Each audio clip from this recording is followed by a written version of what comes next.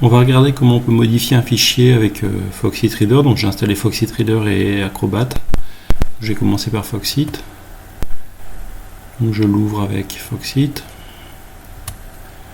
Voilà.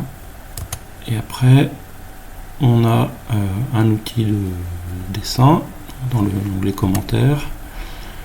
On peut choisir dessin. Et là, on a les formats. On peut choisir une ligne épaisse. On peut choisir ici aussi la ligne épaisse, 12, c'est le plus gros. Et puis la couleur noire. Voilà. Et puis après, il suffit tout simplement de cliquer là où on veut mettre un point.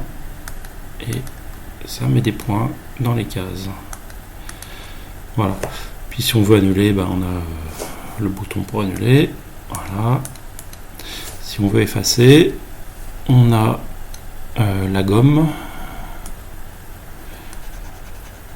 on peut sélectionner la gomme.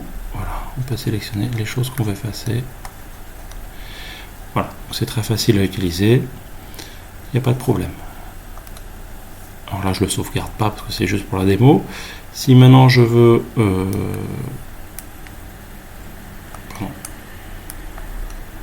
ouvrir avec Acrobat, ça va être le même principe. Donc on va choisir commentaire. On peut cacher ça parce qu'on s'en fiche un peu. Et on va prendre l'outil dessin. Dans les options, on va pouvoir changer la couleur, mettre du noir et changer l'épaisseur du trait. Alors dans Acrobat, je vous conseille de mettre plutôt 6 points. Si vous mettez 12 points, il fait des choses un peu bizarres.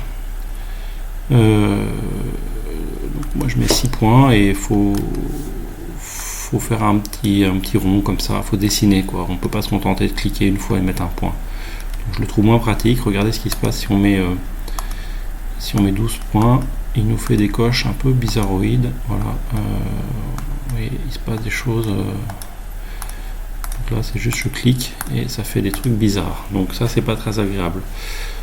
On a aussi une gomme. Voilà, et on peut effacer ce qu'on a fait sans problème. Voilà, et l'enregistrer aussi à la fin, bien sûr. Voilà, donc c'est deux outils assez faciles à utiliser. J'avoue que je préfère Foxit que pour le dessin. Vous voyez que c'est quand même plus simple. Acrobat fait des trucs un peu bizarres. De plus, Acrobat, quand on écrit, regardez ce qu'il fait, c'est qu'il met une petite boîte autour parce qu'on est censé pouvoir mettre un commentaire ici, mais en fait on ne veut pas faire des commentaires, on veut juste mettre des coches dans notre cas. Donc on est obligé de tourner un petit peu comme ça son dessin. Tourner sa souris comme ça pour pouvoir faire un rond, ce qui demande plus de précision. Voilà, bon, sinon ça marche bien quand même. Et c'est tout.